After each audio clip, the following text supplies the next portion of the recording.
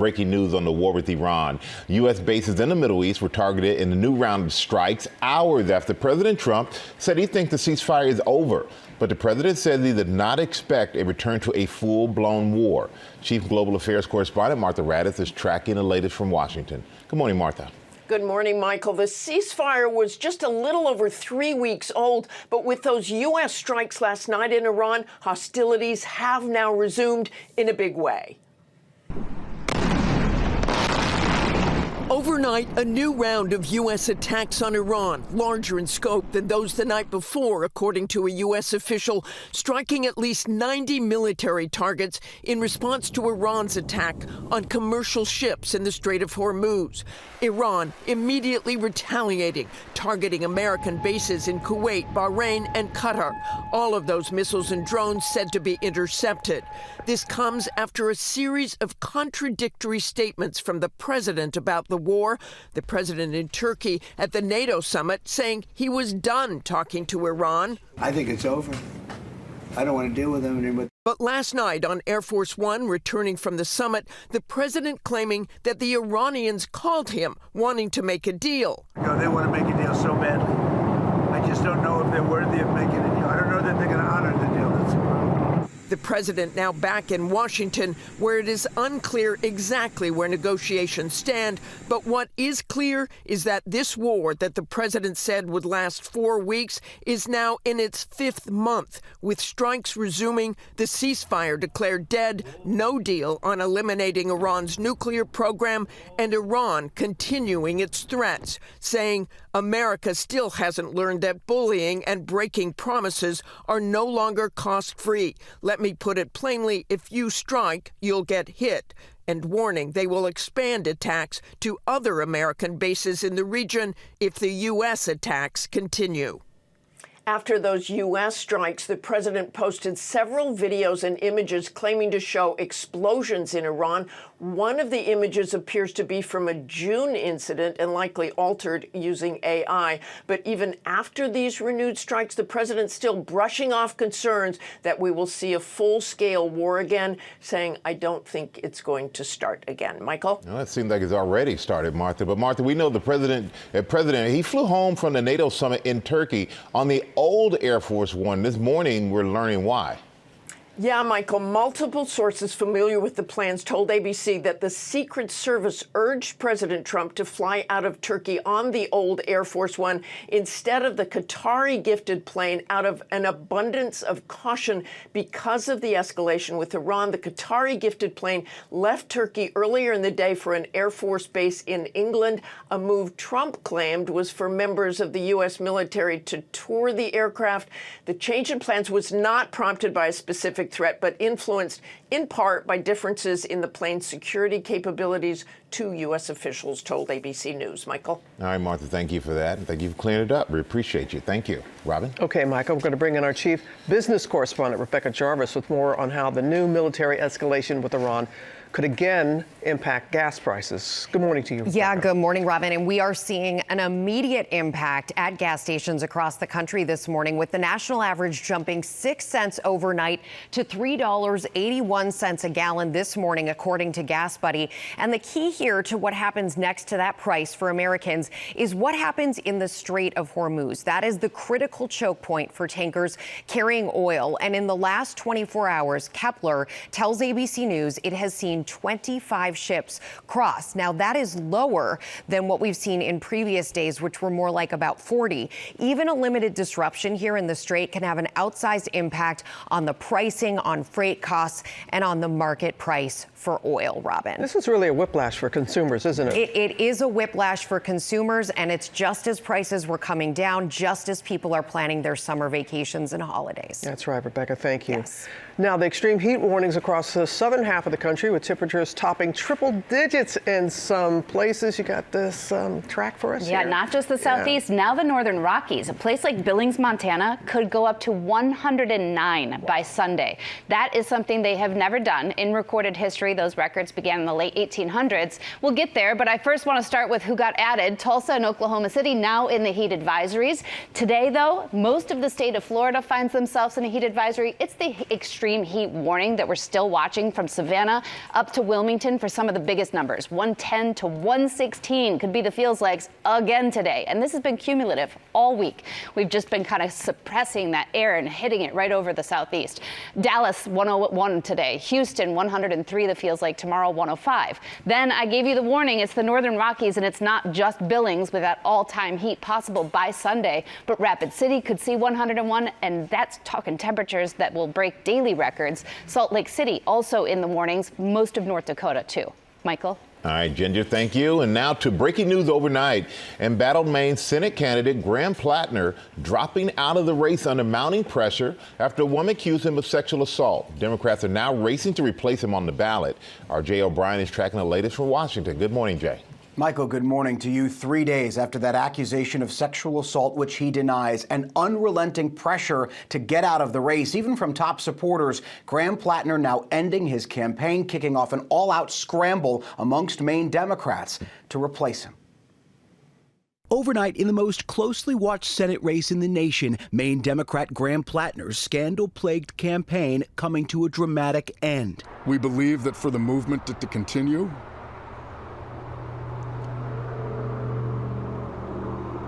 it can't be made. And for that reason,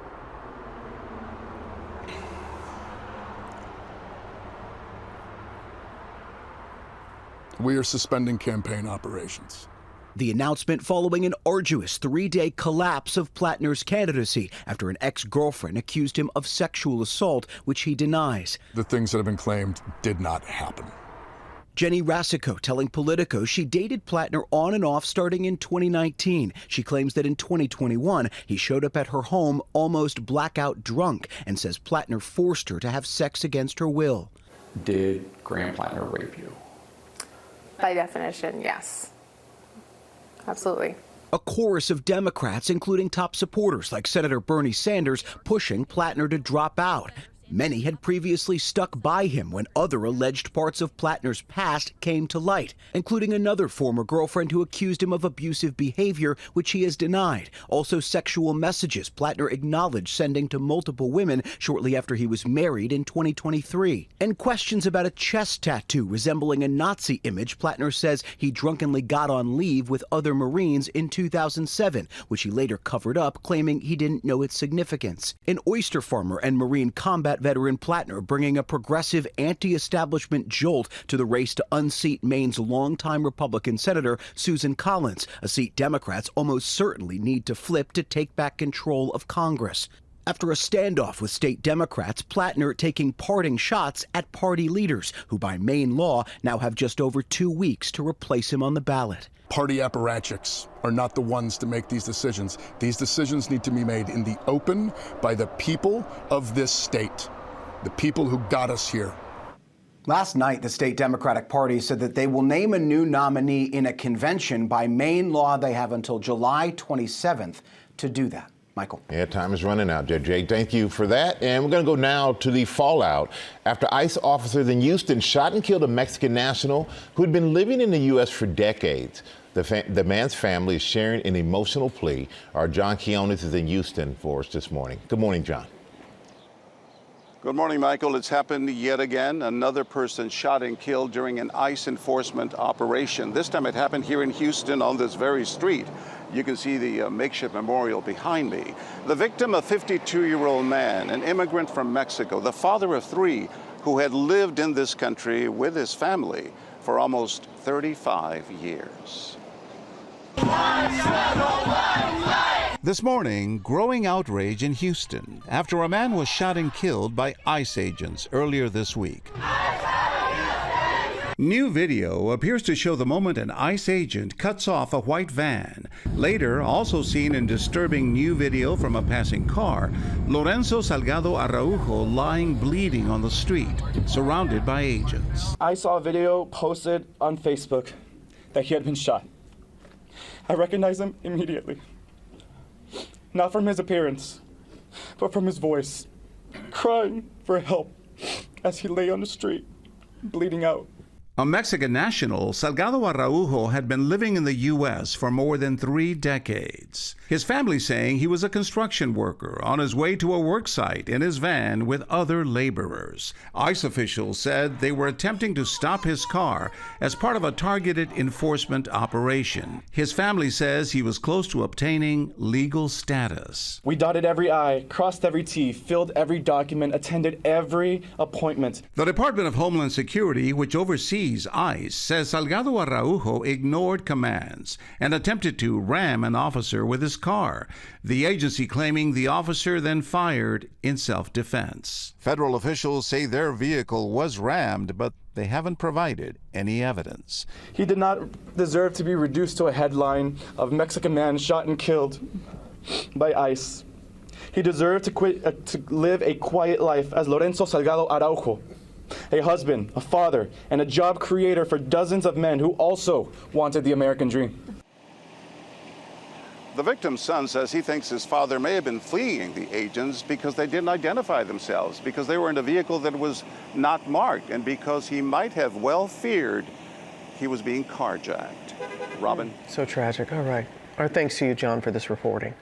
Now, the search for answers in the mysterious death of Nolan Wells after a July 4th boating trip. Authorities are again asking the public for any information, including videos possibly connected to the case. Alex Perez has been on this story for us and has the latest. Good morning again, Alex.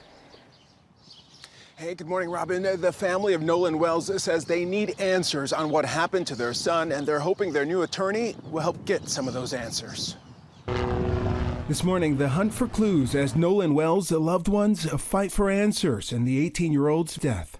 Investigators renewing their request for the public's help, asking anyone on Horn Island July 4th to contact them if they had any interactions with Nolan Wells, possess any unedited photos and videos taken on the northwest tip of the island, or observed an argument, disturbance, or other unusual activity. Now, if we can get those that actually were there and true witnesses to come forward to us, we'd be grateful for that. That would greatly help our investigation. The beloved football player and a group of friends were celebrating Independence Day on the popular, undeveloped, 10-mile-long Barrier Island just south of Ocean Springs, Mississippi. New video showing the remote location, which is accessible only by private boat. Wells was last seen alive 3 p.m. Saturday. Family members identified remains discovered off the shore Monday morning. Overnight, their attorney Ben Crump telling our Lindsay Davis they now have questions about his cell phone. The fact that then when the family gets the cell phone back, Lindsay, they're saying they are trying to understand why there are deleted messages. And so it's very concerning to them. Ashley Cole, a Mississippi Chancery judge and mother of one of the friends who was on Horn Island with Wells, speaking out on social media to dispel some rumors with facts, writing, "Our son Warren loved Nolan dearly." Cole, who had deactivated her account as her son and other friends faced scrutiny after Wells' death, returning to Facebook saying Warren was interviewed by the Jackson County Sheriff's Department and cooperated fully. Cole says her son left Wells before returning to the mainland because the boat was taking on water and had a mechanical issue. Nolan, she said, made a decision to stay on the island and return inland later with another group of friends. Wells' family attorneys plan to conduct an independent autopsy and investigation. We're trying to be very transparent because the family has some concerns about the state of Mississippi doing an investigation of the death of a young black man. Wells' former football coach remembering the teenager as someone who had a bright future and made everyone smile. The smile he had was $1 million smile, and he just made everybody around him, man, just happy and better. It's a devastating moment for everybody that know Nolan and, you know, just love Nolan. And, man, we all got to come together and be strong for Nolan. And the family attorney says Wells was an elite athlete and could swim. They plan to have their own private investigator interview witnesses. Guys? That's right, because they don't want speculation, they want investigation, and that is what they're asking for. Alex, thank you for staying on this. All right, we're going to switch gears now, Robin, to the World Cup. And Sam, you have some news on the quarterfinals in the halftime show. Good morning. Good morning. It is the joy we need this morning, so let's get it started. That's right. The World Cup quarterfinals get underway this afternoon with France, led by superstar Kylian Mbappe, taking on Morocco in Boston at 4 Eastern. Now, Mbappe has 7 goals, tied with Norway's Erling Haaland. Messi, of course, has 8. Norway will take on England and their star, Harry Kane, who has 6 goals on Saturday. That golden boot race is really heating up. Tomorrow, it's Spain. Thank you, Rob. Tomorrow, it's Spain versus Belgium. You'll remember Belgium just beat the U.S. Saturday, Argentina with Messi versus Switzerland. Whew, a lot going on. Yes. So even more going on. Halftime show, new edition. So this is getting really great. This is the first kind of Super Bowl style halftime show in the World Cup. And during the final on Sunday, July 19th in New Jersey, just announced Justin Bieber is now joining already star-studded show featuring Madonna, Shakira, BTS in a Super Bowl style performance. So did you watch the soccer game or did you watch the concert? And how long is halftime? I don't know, That's a but lot it to could get go in. on forever. It'll be good. Well, it'll be good. Yeah, That's it all will. That will. Keep us all entertained.